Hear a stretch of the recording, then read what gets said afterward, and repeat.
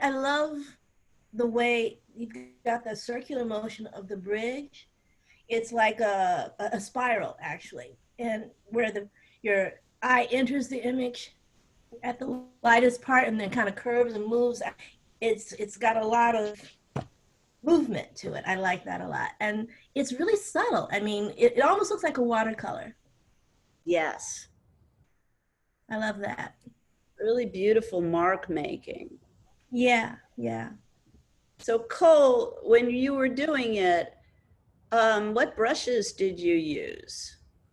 I used a lot, especially with the trees. Um, so the whole thing was kind of like a learning process, and there are like different parts of it where I like knew more about what I was doing than like the first thing that I made was the dam on the right side, the like Up. yeah, that kind of area right there. And as I kept going, I was like learning. I started it and like deleted it and started over a bunch of times, and then I kind of figured out what I was doing. So I used a lot of different brushes on, especially on the trees. You must be super happy with this. I there's definitely a lot about it that I not a lot, but there's stuff about it I wanted to improve on, but like I said, it was like I don't know what was, maybe it was just the file was getting large, but every like got to a point where every like mark I wanted to make, it would just like kind of freeze Photoshop for like 5 minutes. Whoa. So I had to like stop using. I had to give up. It was taking too long. But So do you have the newest version of Photoshop, and did you put that on an older computer or? my computer's a little old. I want to get a new one, but that's probably not going to be until like the summer. Yeah. I think it's maybe because I have like a newer version of Photoshop on an older computer, maybe. I don't know.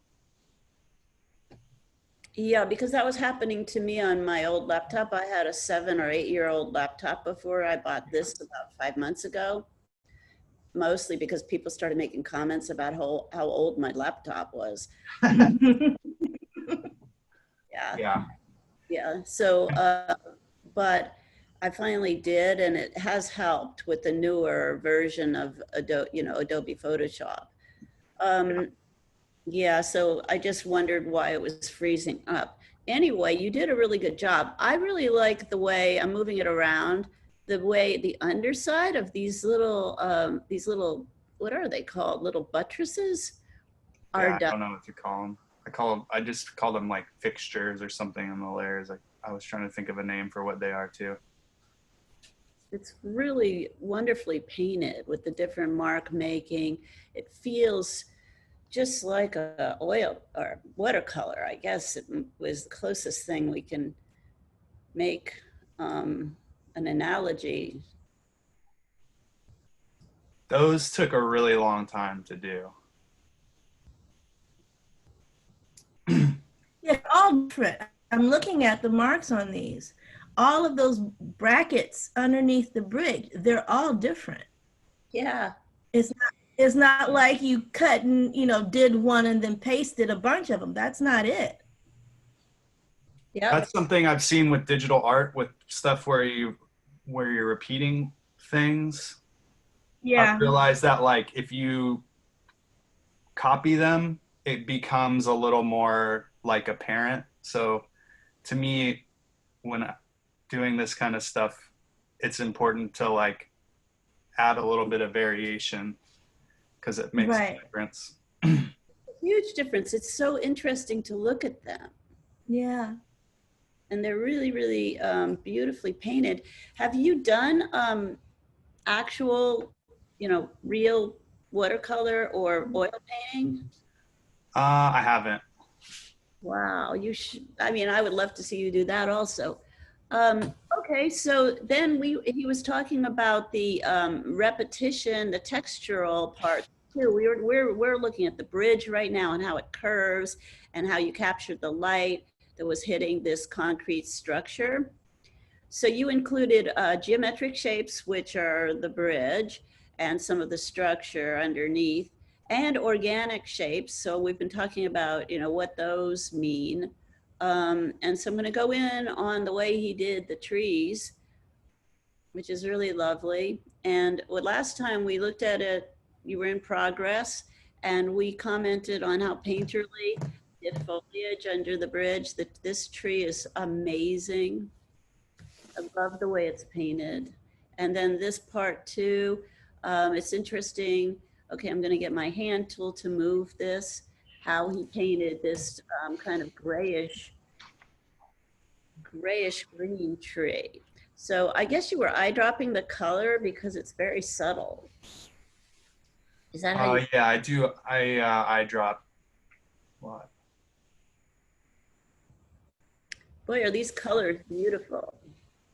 Did you have a texture underneath the grayish tone in that back tree? Because it looks like it's very speckly, or was that like a splatter brush, or was Yeah, it like it's a it's like I downloaded a bunch of brushes through Adobe, and that one was like it's supposed to mimic the effect of like a photocopier, but I realized that one worked good because it was so noisy that I was like, oh, that'll work good for a tree. It's lovely. Mm-hmm. I really like this, the way you weren't afraid to use a round brush and put in these marks. I mean, the point is that he was very experimental with this, but it works because who's to say that isn't a good way to represent it, right? I mean, it's up to the artist. And when we go away from this, I mean, if I zoom out, it isn't like we see that these are round things. We see them as a beautiful green area, right? But he's so experimental with how he used the brushes. It's so much fun to look at this for me. So I'm going to zoom out again, like, yeah. And you can see that you don't mind the experimental quality of it at all. It just adds, right? That back tree looks really kind of Asian or Japanese to me.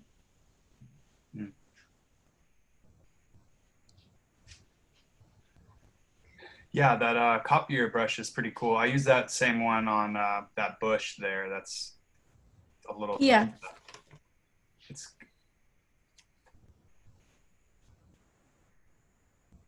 It's called copier brush. It's like supposed to look like the like kind of like unwanted grain that you get from a photocopier. Like a dirty photocopy. I kind of, or from like a fax machine, or like, you know, that like kind of grain you get on the sides, on the edges and everything. Ryan, are you there? He's here, but I don't know if if he's right at the computer. I am here. Oh, good. Notice some of this texture that he got that maybe you could, you know, like, I don't know, find a texture brush and put it in the plants at the foreground of your piece.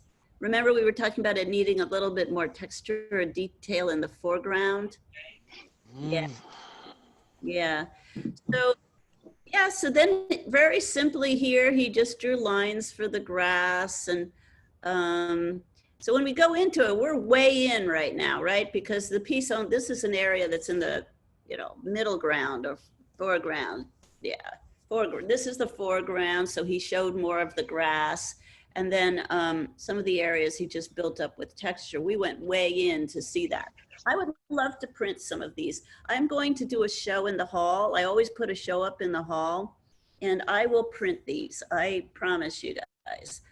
I mean, I'm not sure when my next show at PCC will be, because I don't know when they're going to do face-to-face, you know, real classes again.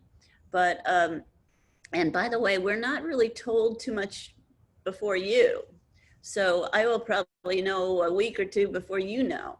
So they're hitting us with info pretty, you know, they don't give us a lot of time to know beforehand. So I'll let you know as soon as I know information about PCC. But yeah, now that you all are here, I did send an email out. So if you talk to anybody or text with anybody in the class, I sent an email out about the people who aren't coming or participating should drop the class because they will get an excused withdrawal instead of just a W. So the W will turn into an excused withdrawal, which maybe, would be a lot better on your record. So it's better if you drop than if I drop you. Although I don't know what's going to happen. I said that we learn about these rules that are changing maybe 5 days before it happens. So, I'll tell you as I learn more. But the end of, if you know anybody who wants to drop or should be dropping, the time that you have to do it is till the end of next week, the 10th week. I don't think they've changed that, unless all of a sudden they send us an email this week and say they've changed it. So, which could very well happen. So if you do meet up somehow in the virtual world with somebody who needs to know this, you could let them know. I sent out an email last night, but I did not send it to any of you because you're not the people that it applies to, okay? So before I forget, I thought I should say that.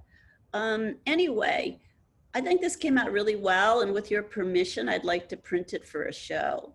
The ones that I've gotten have been just really, really good. I'm really happy with these. Any other comments?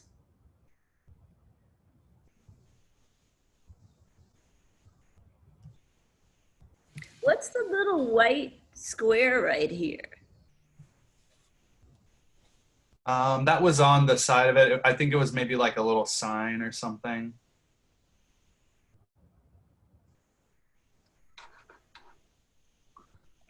So this is middle ground. So you could actually see all that texture. Yeah. Okay. Yeah. Where do you think the area of focus is in this?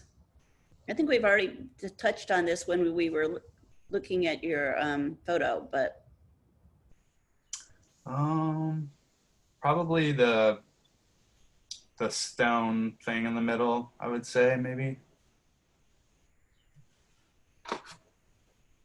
For me, it's kind of this whole little area. Yeah. It's beautiful because you frame this area. The bridge creates a framing device. So we really look in, we feel like we're looking into a little world down here. It's a cool little spot. Do you go walking or skateboarding down there or what? I go walk there every day in that park. Really? It's so beautiful. Excellent. I think that's about it. You created a sense of a private little space that you treasure. And I think that's really poetic, and it shows, the beauty of it. It also has a sense of space, which I asked you to do through, in this case, the middle ground is detailed.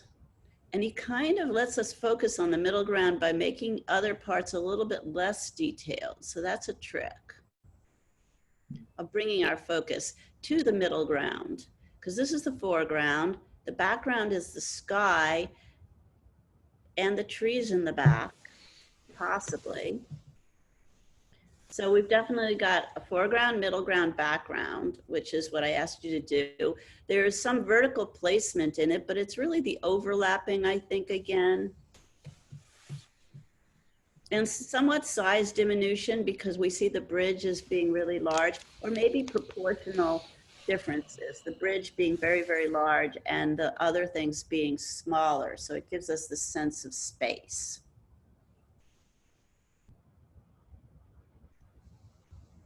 Anything that anybody would like to add? Gabby, Roland, Ryan, Sergio? No. Alicia's already spoken. Roland. There's a green box around Roland's name. Nothing. Okay. Maybe he's muted. No, I'm here. Oh, okay. All right. Well, nobody's muted, so I'm assuming that we don't have it very much more to say about this one, but I thank you. It's beautiful. You don't have to worry about it being finished because I definitely think it's finished. Thanks. It may, you know, Coles wrote me and he said, I don't know if it's finished, but I can't work on it anymore. So that's one way you can absolutely know it's finished, when you just simply cannot work on it anymore. Okay, I'm going to go to and see if I received any more of them. I don't think so. I think that was it. Oh, Ryan, did you work any more on yours yet? No, probably not. It was only 2 days since I saw I it. did a bit more and I sent it to you. Oh, you did? And you downloaded it from what I got. I did download it? Yeah. Pretty much all I did is add some more shadows to the near plants and add more detail to the back of the big dish. Where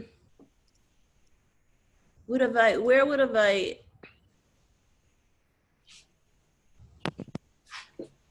This might be the one that you gave me before. No, that's the one you gave me before. Was it in Canvas? No, I used WeTransfer. And you know I downloaded it? I got a notification for that. Oh my gosh. Okay.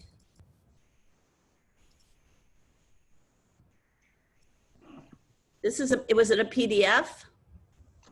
It was both PSD and PDF. Well, then it's a question of where I put it. Sorry about that. People have been, you know, you should not feel embarrassed about sending me stuff, because Art Center students send me tons of stuff. And they're like compulsive about it once I say I'll accept it and look at it. And like, I'll literally get 4 files from somebody every other day, you know? So I just get confused a little bit about where I have put things sometimes.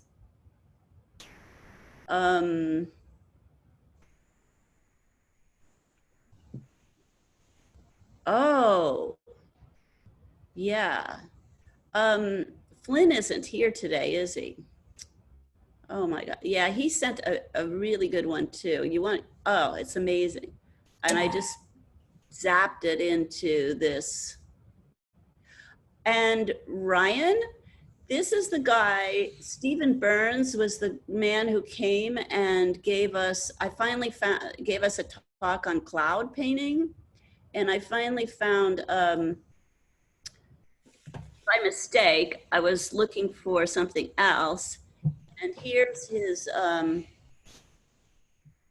resume. So you should take a shot of this with your phone or something, or write it down, and you look him up, because he sees himself as, you know, the consummate cloud painter. So I wonder why I didn't get the whole, oh well. So he's the instructor for something called Photoshop Cafe. Just look him up. He's published several books. His name's Stephen Burns, and he was hired by somebody at PCC to come and do a workshop about we don't need to see that. Yeah. So to do a workshop, and I think I might have had him one more time come in and do that. Ryan,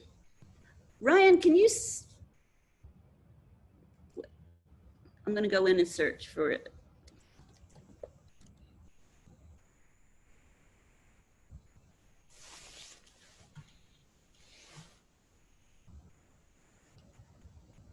This is your latest one, maybe? Probably. New version, get your files. Okay, I don't know where I put it, so I'm downloading it again.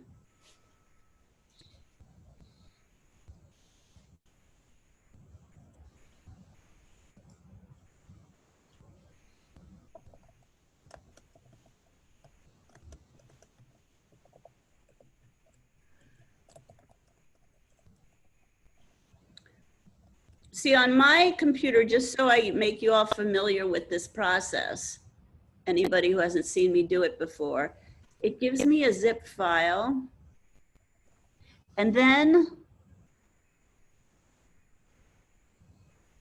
it downloads it. And this one's going a little slow because they must be pretty big. So right now it's at, you all see that right here? I don't dare touch it because it's downloading. It's at a third. It's just that you can see that little white thing moving.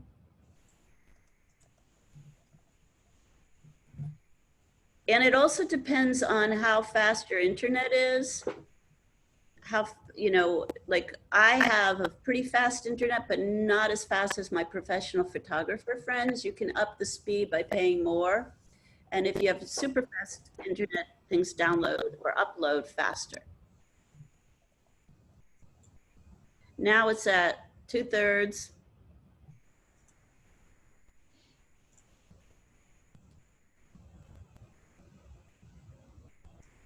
But it really amazes me. We didn't used to be able to do this even 5 years ago, how they've upped the technology for this. I mean, people are sending each other, you know, 500 megabyte files.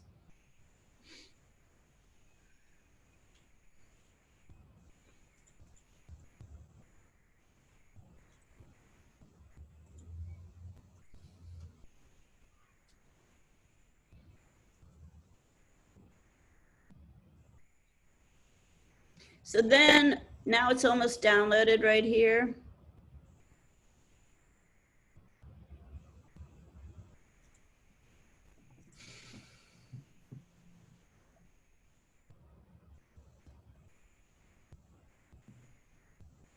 None of this really works on a telephone very well.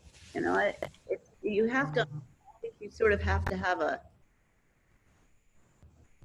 laptop or a desktop. And by the way, desktops are more powerful. You know, you can get a more powerful desktop than a laptop. My laptop's not as powerful as my friends who do professional photography. They all work on desktops that are really powerful. Okay, so now it's downloaded, so it's zipped. So all I do is double click on it and it unzips it, and then I have your files.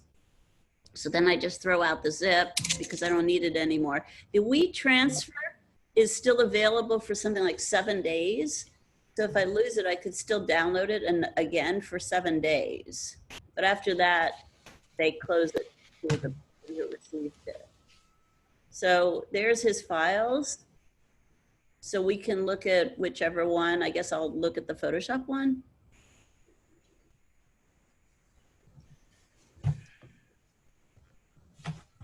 Okay, you know, that's better. Yeah.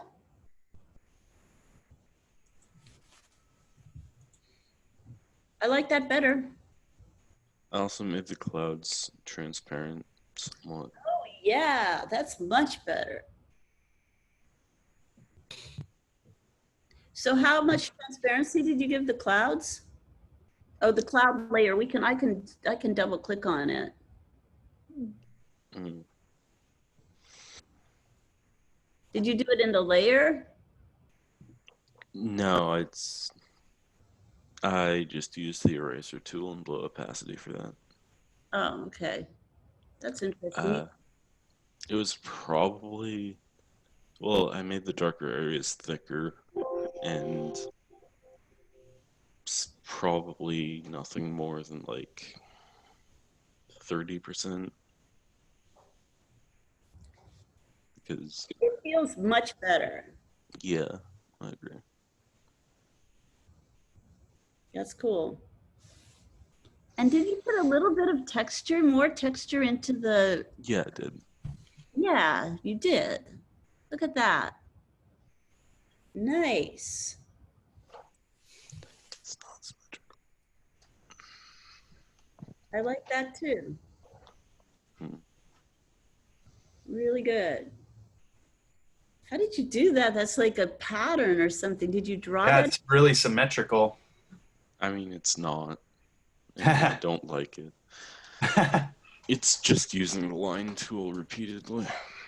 That's pretty much all of it. All of those things really helped. Hmm. Good for you. Very okay. I really like the color palette of this one. It feels very like correct or something. I don't know how to explain it. It's like everything matches really well. Yeah, it feels for me like I'm really there. Yeah. I love these colors. Also, it's really nice how the light is hitting this set of mountains and then these are in shadow. That's another, I think if you have the light right in a place, it helps so much make people feel like it's really there. You know, if you can capture the light, that's for me half the battle and more than half the battle, you know, just the light of a place. The way the light hits the objects, the kind of light, the color. Color is really created by light, by how the light is hitting everything. So if you, that has a lot to do with whether we feel that it's correct or not. Correct in quotation marks.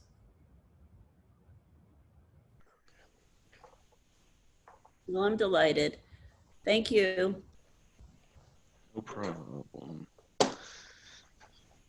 So when Flynn gets here, I just have to show you this because he hadn't produced too much yet in this class that was finished. And I know he's not here yet, and maybe he wouldn't want me to do this, but he sent something. And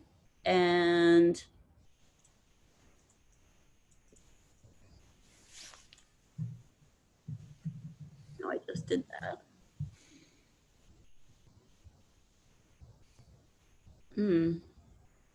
What did I just do with it? Oh dear. Here it is. So when he gets here, we'll look at it, or hopefully he'll be back. But yeah.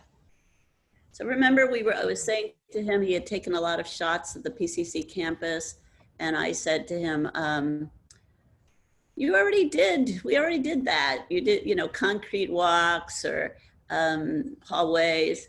So then he showed us this of one rose against the foliage at PCC, and I was just like, do that. So I really like this, and I want him to talk about it because I do have a few comments. But I just wanted to show you that I'm getting some others slowly from people that are who are finishing them. And we'll have one more crit maybe when I get enough.